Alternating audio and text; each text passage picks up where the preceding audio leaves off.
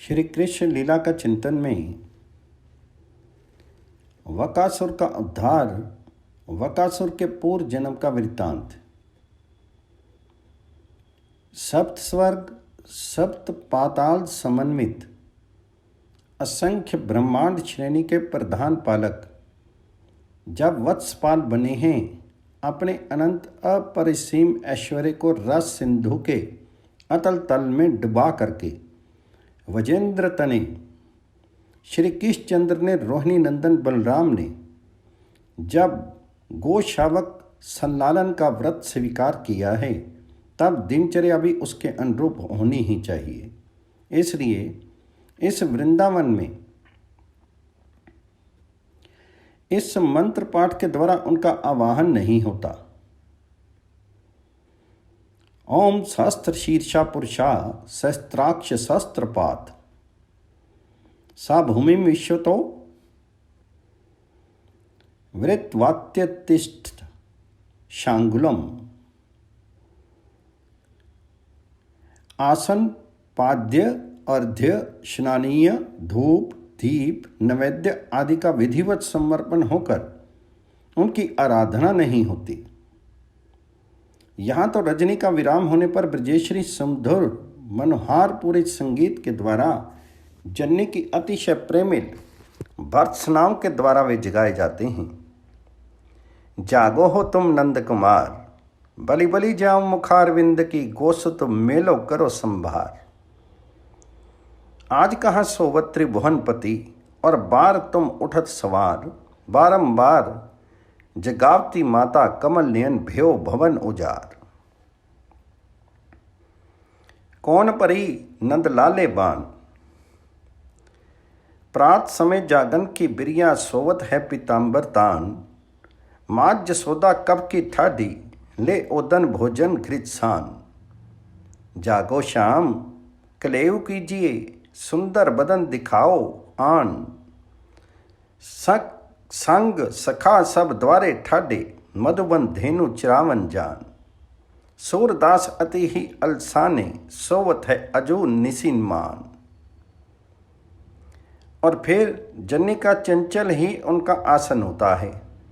यहाँ ये निश्चित नहीं है कि मुख प्रक्षालन, स्नान, सम्मार्जन होने के अनंतर ही नैवेद्य अर्पित हो। अपने क्रोड़ में अंचल पर आसीन श्याम बलराम को निहार करके जन्नी प्रतिदिन आत्मविस्मृत सी होती ही है, और ना जाने कितनी बार संलालन के क्रम में व्यतिक्रम होता है। संलालन क्लेव से ही आरंभ होता है। दोनों पुत्रों को भुजा पाश में बांध करके जन्नी स्फुट कंठ से मनमाना गीत गाती हुई सर्वप्रथम नैवेद्य का उपहार ही समर्पित करती है। करो कलेव राम कृष्ण मिली, कहत जसोदा मैया। उठत प्रात कछु मात जसोदा, मंगल भोग देत दो छोरा। माखन मिश्री दहु मलाई, दूध भरे दो कनक कटोरा। ये होने पर फिर स्नान, सम्मार्जन आदि संपन्न होते हैं। श्री कृष्ण बलराम के श्यामल गोर श्री अंगों पर तो नित्य लावण्य की लहरें उठती रहती हैं। वहाँ मलिनता की छाया भी नहीं। जहाँ मालिन्य है, वहाँ ही संस्कार परिष्कृति अपेक्षित होती है। नित्य नव सुंदर को क्या तो नहलाएं और क्या विभूषित करें। ये तो यशोदा रानी के वात्सल्य सिंधु की चंचल लहरें हैं, जो विविध श्रृंगार से, आभूषणों से वे अपने पुत्रों को विभूषित करती रहती हैं। ऐसा करना उन्हें आवश्यक प्रतीत होता है। इसलिए भ्रांतिवश ऐसी भूल हो जाने पर, स्नान से पूर्व ही कलेवा करा देने पर पश्चाताप भी करने लगती हैं। उन्हें भय होने लगता है। ऐसा करने से उनके नील सुंदर के अग्रज के शीर में व्याधि होने की संभावना है।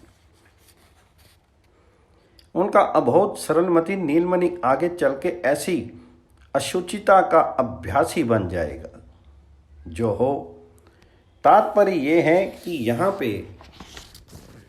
इस वृंदा कानन में वत्सपाल बने हुए सर्वलोकैक पाल राम श्याम की अर्चना निराले ढंग से ही होती है। यहाँ विधि विधान कुछ नहीं। यहाँ तो जन्नी के गोप सुंदरियों के गोपों के अंतस्थल में प्रवाहित अनाविल प्रेम सिंधु की उर्मियों पर ही राम श्याम निरंतर नृत्य करते हैं। लहरें जहाँ जिस ओर जैसे बहा ले जाती हैं, वहाँ ही उसी ओर वैसे ही दोनों बह जाते हैं। अस्तु अब तो दोनों का दैनंदिन क्रम ये हो गया है, शैया से गात्रोत्थान करते ही वे शीघ्र से शीघ्र स्नान आदि प्रातःकृत्य समापन कर लेते हैं। फिर अत्यंत अल्प समय में ही जन्नी के धराए श्रृंगार को धारण कर लेते हैं और तब प्रातःकालीन भोजन भी अतिशय त्वरा से नंद भवन में ही हो जाता है। इसके बाद यहाँ और कुछ नहीं, सब कुछ वन में तथा असंख्य गोवत्सों के गोप शिशुओं के समाज में सखाओं से परिवेष्टित रहकर के दिन भर दोनों भाई वत्सचारण करते हुए वन में ही घूमते रहते हैं। वत्सासुर का उद्धार तो हो ही गया, पर उसके कारण इसके स्वच्छंद विहार में कोई बाधा नहीं आई। वत्सासुर के आने के बाद अधिकांश गोपों ने ब्रजरानी ने जानी तक नहीं। उसी दिन श्री कृष्णचंद्र ने सखा गोष्ठी में मंत्रणा करके ये स्थिर कर लिया था, कोई भी इस घटना की बात किसी को नहीं बताए, अन्यथा मैया वत्सचारण के लिए मुझे वन में नहीं आने देगी। कम से कम सुदूर वन में नहीं जाने का प्रतिबंध तो पुनः लग ही जाएगा और फिर हम लोगों की स्वच्छंद क्रीड़ा नहीं हो सकेगी। बालकों ने वैसा ही किया, किसी को कुछ भी नहीं बताया। सदा की भांति श्री कृष्णचंद्र का वन गमन वत्सचारण वन विहार निर्बाध चलता ही रहा। जनश्रुति के रूप में मधुपुर से ये बात ब्रजपुर में भी आई अवश्य, पर किसी ने इस ओर ध्यान नहीं दिया। इसकी प्रतिक्रिया तो मधुपुर के अधीश्वर कंस पर हुई। जिस क्षण अपने पूर्व गुप्तचर के मुख से कंस ने वत्सासुर निधन की बात सुनी, उसे प्रतीत हुआ मानो हालाहाल विष की ज्वाला करण रंध्रों के पद से हृदय में प्रविष्ट हो गई। अंशतल झुलस गया, नेत्रों में अंधेरा छा गया। अतिशय वेग से उसने आंखें बंद कर ली। इतना ही नहीं, संज्ञा शून्य होकर गिर पड़ा वह। जीवन में प्रथम बार इतनी गहरी मूर्छा कंस को हुई, मानो वह निष्प्राण हो गया हो। सचमुच बार से जीवन के सभी लक्षण कुछ क्षण के लिए विलुप्त हो गए। मंत्री दौड़े, अनेकों उपचार आरंभ हुए, फिर कहीं जाकर के उसे किसी प्रकार बाह्य ज्ञान हुआ। अब अपेक्षित मंत्रणा पुनः प्रारंभ हुई। कंस भीति एवं अतिशय खेद से पूर्ण वाणी में सब सभासदों पर अपना मनोभाव प्रकट करने लगा। हाय, एक नहीं बहुत से प्रतिष्ठित छद्म वेश धारण करने वाले भेजेंगे, किंतु उनके द्वारा किंचन मात्र भी हित साधन नहीं हुआ।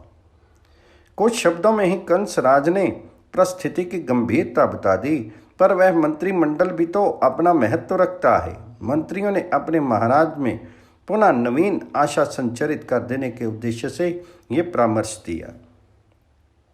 स्वामिन, आप तो वकासुर के बल का ही आश्रय करें, क्योंकि बगले की जाति ही ऐसी होती है जहाँ दंभ का जाल गहरा बन जाता है। सचमुच कंस को वकासुर की विस्मृति हो गई थी। मंत्रियों ने उपयुक्त अवसर पर ही स्मरण कराया, फिर तो उल्लास में भर के कंस ने इसका अनुमोदन ही किया। हाँ, बहुत ठीक, मेरे उस सुहत्तम वकासुर को ही वहाँ भेजा जाए। वकासुर का एवं वक भगनी पूतना का प्रथम मिलन मानो उनकी स्मृति में नाच उठा। कंस एवं वक दोनों ही भीषण द्वंद्व युद्ध में संलग्न हुए थे।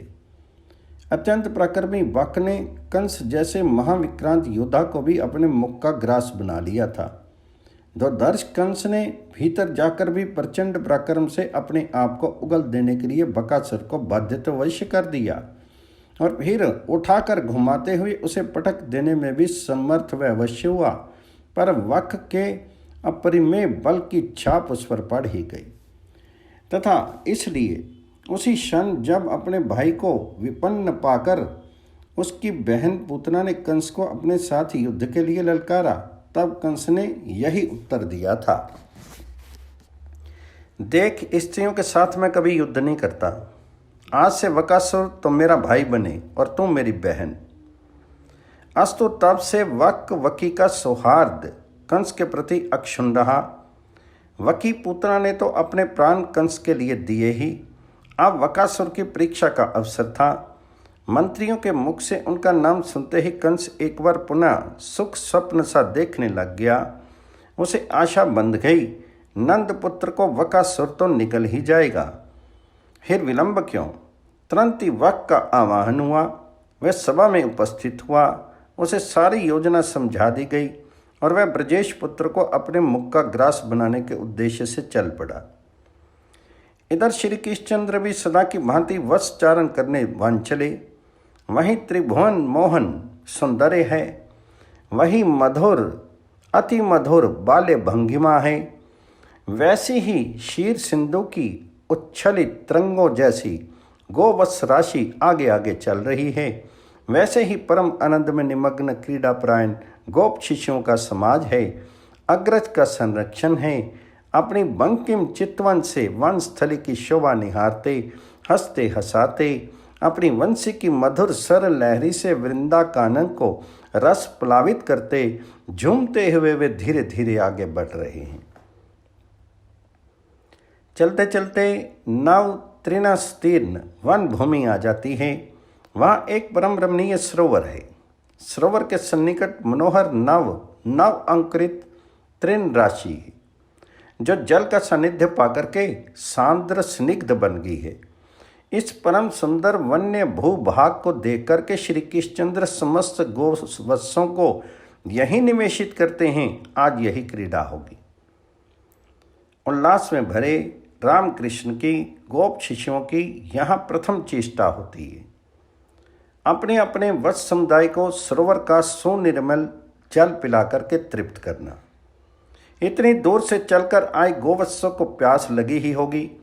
श्री कृष्णचंद्र को उनके सखाओं को स्वयं भी जो प्यास की अनुभूति हो रही है, अतः प्रथम सभी अपने अपने वत्स कुल को सरोवर में उतारते हैं। उनके जलपान कर लेने पर तीर देश में उन्हें तृण चरने के लिए उन्मुख छोड़ देते हैं। इसके अनंतर स्वयं उस सुनिर्मल सुमिष्ट जल का पान करके तृप्त होते हैं। गोप शिष्यों में नव स्फूर्ति का संचार हुआ और वे जलाशय के तीर पर लगे दौड़ने। इसी समय सहसा उनकी दृष्टि एक विचित्रकाय जंतु पर चली जाती है। जल के समीप वह जंतु बैठा जो है, उज्जवल वरण अत्यंत प्रकांड। वह सचमुच क्या वस्तु है, बालक ये निर्णय नहीं कर सके। मानो वज्राघात से एक गिरी श्रृंग टूट गया हो, टूटकर भूमि पर उस सरोवर के तट पर ही आ गिरा हो। ऐसे विशालकाय जंतु को देख करके बालक अत्यंत भयभीत हो गए। ये जंतु और कोई नहीं, वही कंस प्रेरित वक रूपधारी महाबली वक दैत्य है। अपनी घात में बैठा है। सावे वको नाम महासुरो वक रूप धृक। किंचित व्यसक एवं साहसी बालकों ने कुछ आगे बढ़ करके ये तो जान लिया कि ये एक अत्यंत विशालकाय बगला पक्षी है, पर जब उन्होंने उस वक के विस्तारित चंचुपुटों की ओर देखा तब उनके प्राण सूख गए। मानो धरनी को उत्पाटित करके उधर्व देश में ले जाने के उद्देश्य से उसने अपने नीचे की चोंच को धरातल से संलग्न कर रखा है एवं स्वर्ग को उखाड़ करके धरातल पर लाने के लिए ही उसका उधर्व चंचु आकाश में उठा है। मानो एक साथ देव दनुज मानव समस्त जीवों के प्राण आकर्षण करने के लिए विशाल संडासी विस्फारित करके काल पुरुष वहाँ अवस्थित हो। गोप बालक भगे अपने प्राण आधार सखा श्री कृष्णचंद्र की ओर। श्री कृष्णचंद्र की स्वतावी दृष्टि उस विशालकाय वक की ओर ही लगी है। दो एक सहचरों से वे उस वक की ही चर्चा कर रहे हैं। भैया देखो, आकार से तो ये पक्षी के समान ही लगता है, पर इसकी चेष्टा पक्षी जैसी नहीं है। क्या ये कोई नवक वक नई जाति का बगला है? पर्वत श्रृंग जैसा प्रतीत हो रहा है। इतने में आकर गोप सखा उन्हें घेर लेते हैं तथा श्री कृष्णचंद्र की बात पूरी होते न होते अतिशय भीति भरे स्वर में कहीं एक साथ ही कहने लग जाते हैं, अरे भैया कन्नू, ये पक्षी नहीं है, ये तो हम सबको निगल जाने के उद्देश्य से आया हुआ अत्यंत छद्म निपुणता से बगले की आकृति धारण करने वाला कोई दानव होगा। अतः यहाँ से भाग चलने में ही हम सबका कल्याण है। कुछ गोप शिशु अतिशय त्वरा से बोल उठते हैं, अरे देखते नहीं, कैलाश पर्वत के शिखर की अपेक्षा भी इसका शीर बड़ा है, और इस अतिशय दीर्घ शरीर से भी इसके चंचुपुट दीर्घ धीरतर हैं। इनकी चोंच से बचकर भागोगे कैसे? आपने सखाओं की ये बात सुनकर के श्री कृष्ण चंद्र के अग्निमध्रों पर मृदु हास्य की सुंदर रेखा से खिंच जाती है। उस समित की ओट से शुद्धा पीकर के झरने लगते हैं। मुखमंडल का सौंदर्य लावण्य निखर उठता है। अमृत संधि स्वर से सखाओं को नाशंक नियम भयभीत मत हो कहकर आश्वासन देते हुए अरविंद नयन श्री कृष्ण चंद्र वक मुख की ओर भी सन्निधि में जाने का विचार करते हैं, चल पड़ते हैं। इस समय सर्वज्ञ सर्ववित स्वयं भगवान ब्रजेंद्र नंदन का ये बाल्य अवेश देखने ही योग्य है। उन्हें सब कुछ पता है, ये कौन है, क्या करने आया है, ये सब कुछ जानते हैं। फिर भी मुख कमल पर ऐसा मुग्ध भाव है जैसे उन्हें इस प्रकांड वक पक्षी के संबंध में कुछ भी ज्ञान नहीं। इतने सरल मुग्ध शिशु की भंगिमा धारण किए वे वक्रतुंड की ओर अग्रसर हो रहे हैं। भीति विजड़ित नेत्रों से गोप शिशु अपने प्राणाराम सखा की ये चेष्टा देखने लगते हैं। अवश्य श्री कृष्ण चंद्र के मुख पर तो भय की छाया भी नहीं है। उन्हें भय क्यों हो? वे ब्रजेंद्र के वशपाल भले ही हों, पर हैं तो अखिल लोक के अभेदाता ही ना। वे मंद मंथर गति से वक के सन्निकट होते जा रहे हैं। उनकी चाल से स्पष्ट है भय नहीं, अपितु उस वक के प्रति उपेक्षा अवहेलना है। किंतु आह, ये क्या हुआ? अरे ये वक उचका श्री कृष्ण चंद्र के निकट वह सहसा आ गया। हाय रे, इस महाबली तीक्ष्ण तुंड पक्षी ने तो नील सुंदर को अपने चंचुपुटों में रख लिया। आह, वज्र जीवन व्रज जीवन नीलमणि वक मुख के ग्रास बन गए। वन विहंगम आर्तनाद कर उठे। तरुवलरियों में बड़े वेग का प्रकंपन आरंभ हुआ। वन्य मृगों में कपि दल में एक विचित्र मरम भेदी करुण कोलाहल होने लगा। अंतरिक्ष में समस्त देव समुदाय चीत्कार उठा तथा राम एवं गोप शिशु आह प्राण निर्गत होने पर मृत देहस्थ चक्षु आदि इंद्रियों की क्या दशा होती है जब उनके प्राण स्वरूप श्री कृष्ण चंद्र ही उन्हें छोड़कर वक मुख में समा गए। तब अग्रज में गोप शिशुओं में रखा ही क्या है। श्री कृष्ण चंद्र को बगला निकल गया। नेत्र गोलक ने इतना ही देखा, फिर तो निष्प्राण शीर के इंद्रिय गोलक की भांति राम के सहित समस्त गोप शिशु चेतना शून्य हो गए। जब बक ग्रस्य कुंवर नंदलाल बल समेत सब ब्रज के बाल भय विचेतन ते तन ऐसे प्राण बिना इंद्रियगण जैसे। अवश्य अचिंत्य लीला महाशक्ति के प्रभाव से प्रत्येक गोप शिशु के नेत्र निमीलित नहीं हुए, ज्यों के त्यों खुले रहे तथा नेत्र में नील उपयोगी दर्शन शक्ति भी बनी रही। इसके अतिरिक्त उन्हें अपने प्राय के सुख दुख का कोई भान नहीं रहा, अन्य कोई अनुभूति नहीं रही। अस्तु अब बक की क्या दशा हुई ये देखें। बड़े उल्लास से उसने नंदपुत्र को ग्रास तो बना लिया, पर क्या वह उन्हें सचमुच निकल सकेगा? जिनकी एक आंशिक अभिव्यक्ति के लोमकूप में असंख्य ब्रह्मांड धूलिकण की भांति विलीन होते रहते हैं, जो जगत श्रेष्ठा के भी श्रेष्ठा हैं, उन स्वयं भगवान श्री कृष्णचंद्र को शूद्र अतिशूद्र बकासुर उद्रस्त कर ले, ये संभव हो सकता है क्या?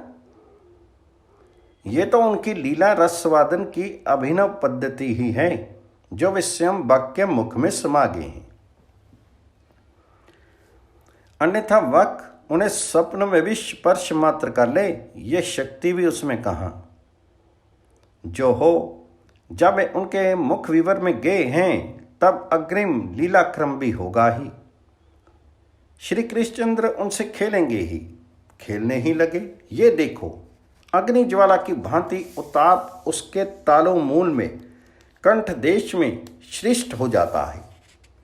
उसके परम शीतल शंतम श्री अंगों का स्पर्श ही असुर के तालु मूल में असहाय परधा उत्पन्न कर देता है। इतनी ऐसी भीषण जलन होती है मानो उसने भ्रांतिवश एक ज्वलंत लोह पिंड ही अपने चंचू पुटों से उठा लिया हो। श्री कृष्णचंद्र की ये क्रीड़ा कितनी विचित्र है, जिसका एक नाम एक बार जिहा अग्र पर आते ही नरक की भीषण ज्वाला सरता शांत हो जाती है। उनके ही परम शीतल चरण सरोज का स्पर्श पा करके वाक का कंठ चलने लगता है। उसे इतनी असह्य वेदना होती है कि वे ब्रजेंद्र नंदन को उगल देने के लिए बाध्य हो जाता है। तुरंत उसी क्षण उन्हें उगल ही देता है। श्री कृष्णचंद्र बाहर आ जाते हैं। वाक को विश्वास था कंठ भले ही जले, पर उगलने पर श्री कृष्णचंद्र तो निष्प्राण मांस पिंड ही बनकर उसके मुंह से निकलेंगे, किंतु इससे विपरीत वे तो सर्था अक्षत निकले। वाक के क्रोध की सीमा नहीं रहती। अतिशय रोष में भरा अपने चंचू प्रहार से श्री कृष्णचंद्र को प्राण शून्य कर देने के लिए वह पुनः उनके समीप आ जाता है। मूर्छित हुए उन गोप शिशुओं के विस्फारित नेत्र ये सब देख रहे हैं, तथा जिस क्षण श्री कृष्णचंद्र वाक के मुख से बाहर निकले उसी क्षण उन्हें अक्षत देख करके समस्त बालकों की ज्ञान शक्ति भी लौट आती है, पर क्रिया शक्ति अभी भी ज्यों की त्यों सुप्त है। जो हो, इधर श्री कृष्णचंद्र की वाक क्रीड़ा का उत्तर अंश आरंभ हो जाता है। भक्तगण परिपालक ने देव वृंदों के आनंद विधायक ने दृश्य बदल देना चाहा, अतः अब विलंब नहीं। ये लो देखो, यशोदा के नीलमणि का दूसरा खेल। वे अत्यंत निकट आ जाते हैं और वक्त दैत्य की दोनों बृहद चोंचों को अपने नन्हे कर पलवों से बलपूर्वक पकड़ लेते हैं, और फिर क्षण अर्ध भी नहीं लगता मानो वह बक दैत्य ग्रंथिहीन एक तृण विशेष हो। इस प्रकार अनायास उसे बीच से चीर डालते हैं। प्रभु लीला आसक्त वे लखी शिशु दुखी अपार, कर कमलन सो चोंच गही करे फका दे फाड़। आकाश से शस्त्र कुसुमों की वृष्टि होने लगती है। आनंद प्रमत्त देवगण नंदन कानन से राशि राशि जाति, योथी मधुमालती चंपक नागेश्वर मल्लिका आदि कुसुमों का चयन करके श्री कृष्णचंद्र के श्री अंगों पर वर्षा कर रहे हैं। वहाँ की समंत वन स्थली दिव्य शोर में परसुनों से संपूर्णता आश्रित हो जाती है। साथ ही आनक शंख आदि दिव्य वाद्यों की ध्वनि से देवकृत स्तव पाठ के सुमधुर नाद से अंतरिक्ष पूरित होने लगता है। पुनः पुनः पुष्प वर्षण वाद्य वादन श्री कृष्ण स्तवन से देव समाज अपने त्राता की आराधना करके भी आज अघाता जो नहीं। ये सब देख सुन करके गोप शिष्यों को अतिशय विस्मय होने लगता है, किंतु अब वे देवों के गान वाद्य की ओर देखें, ये समय नहीं रहा है। उनके प्राणाधार श्री कृष्णचंद्र बकासुर के क्राल मुख से मुक्त होकर के उनके समीप आकर के खड़े जो हो गए हैं। फिर तो जैसे मृत शरीर में पुनः प्राण लौट आए हों, इसी प्रकार एक साथ राम आदि सभी शिष्यों में क्रिया शक्ति का संचार हो गया। इतना ही नहीं, उनका रोम रोम उत्फुल्ल हो उठा। एक साथ सभी उठे, सबने श्री कृष्णचंद्र को अपने भुजपाश में बांध लिया। ओ इस मिलन के समय जिस सुख की अनुभूति इन गोप शिष्यों ने की, उसे कौन बताए, कैसे बताए। दो खंडों में विभक्त वक का मृत शरीर सामने पड़ा है। स्वयं तो वह अनादि संस्कृति के भाव प्रवाह के उस पार बहुत दूर जा पहुंचा है। तदा मृतस्य दैत्यस्य ज्योति कृष्णे समविशत। उस मृत दैत्य की ज्योति श्री कृष्ण के श्री अंगों में प्रविष्ट हो गई। सिद्ध तपोधन जाजली की बात आज सत्य हो गई है। सुदूर अतीत का इतिवृत्त है। यही वक्त हयग्रीव पुत्र उत्कल दैत्य था। सुरराज का राज छत्र छीनकर अनेक मतारे नरपालों का राज्य अपहरण करके शासक बना था। एक दिन ये दुर्मांध उत्कल असुर समुदाय साथ लिए सिंधु सागर के संगम पर तपोनिधि जाजली की पर्णशाला के निकट जा पहुंचा। आश्रम की मनोहर शोभा की ओर इसकी दृष्टि नहीं गई। इसने तो चंचल लहरियों पर निर्भीक खेलते हुए मत्स्यों के प्राण लेने आरंभ किए। बारंबार मछली पकड़ने की वंशी फेंक करके वह मत्स्य को जल के बाहर खींच लेता। उनकी हत्या में ही उसे रस आ रहा था। जाजली ने विनम्र शब्दों में निवारण किया, पर कौन सुनता है। आखिर मुनिसत्तम जाजली के नेत्रों में रोष की छाया सी आ गई। उनके मुख से निकल पड़ा, दुर्मते, वक की भांति ही तो इन मत्स्यों का आहार करता है ना। अच्छा जा, तो बगला ही हो जा। और तत्क्षण ही उत्कल तेजो भ्रष्ट होकर के वक पक्षी के रूप में परिणित हो गया। अब तो मदशून्य उत्कल जाजली के चरणों में जा गिरा, मुनि का स्तवन करने लगा। जाजली रुष्ट थोड़े ही थे, द्रवित हो गए। कह दिया, वह वस्वत मनवंतर आएगा, उसके 28वें द्वापर का अंत आने पर परिपूर्णतम साक्षात श्री कृष्ण चंद्र ही वृंदा कानन में वत्सचारण करते हुए विचरण करेंगे। उस समय श्री कृष्ण चंद्र में तुम्हें तन्मयता की प्राप्ति होगी, इसमें तनिक भी संशय नहीं। अस्तु अश्रद्धा अनादर पूर्वक एवं ऐसे अशुभ निमित्त से प्राप्त महत संग का ये महान फल उत्कल को मिला। कदाचित श्रद्धा होती, आदर होता, देवी संप्रदा का संबल साथ होता, फिर तो श्री कृष्णचंद्र उसे क्या देते ये बताना कठिन है। जो हो, इस समय गोप शिशुओं के प्राणों में कुछ ऐसा इतना उत्साह है कि स्वयं वाग्वादिनी भी उसे चित्रित नहीं कर सकती। आज उद्दाम क्रीड़ा नहीं, आज तो वन्य पुष्पों से नंदन कानन के उन मल्लिका यूथी वैजंती कुसुमों से, रक्त पीत उज्ज्वल हरिताभ वन धातुओं से श्री कृष्ण चंद्र के अंगों को सज्जित करने की और फिर उन्हें अंग में भरने की होड़ लग रही है। आज उन सब की बाल्योचित प्रतिभा भी सहसा इतनी विकसित हो गई है कि देखकर आश्चर्य होता है। उन अपने प्राण सखा के शौर्य वीर की प्रशंसा करते करते वे सब न जाने क्या क्या कह रहे हैं, पर कुछ भी असंगत नहीं। आज तो उनकी प्रत्येक उक्ति परम सत्य का निदर्शन बनती जा रही है। इस उमंग के प्रवाह में दिन तो कब का ढल चुका है। वन से प्रवाहित समीर संध्या की सूचना देने आ गया है। श्री कृष्णचंद्र गोवत्सों की एकत्र करके ब्रज की ओर चल भी पड़ते हैं। बालक भी साथ साथ चले जा रहे हैं, किंतु इनका उत्साह शिथिल नहीं हो रहा है। आज प्रथम अवसर है कि प्रत्येक आभीर शिशु के नेत्र आनंद अतिरेक से रह रहकर छलक उठते हैं। अपने मन की बात श्री कृष्णचंद्र को सुनाते समय तो उनके दृगों से अश्रु का निर्झर झरने लगता है। बका विदारी चले ब्रज को हरी, सखा संग आनंद करत सब अंग अंग वन धातु चित्र करी।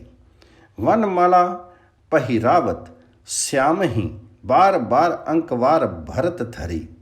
कंस निपात करोगे तुम ही, हम जाने ये बात सही परी। पुनि पुनि कहत धन्य नंद जसुमती, जिन इनको जनियों सा धनी धरी। कहत इहे सब जात सूर प्रभु, आनंद आंसू धरत लोचन भरी। बाल कृष्ण भगवान की जय, यशोदा मैया के लाल की जय, नंद के गोपाल की जय।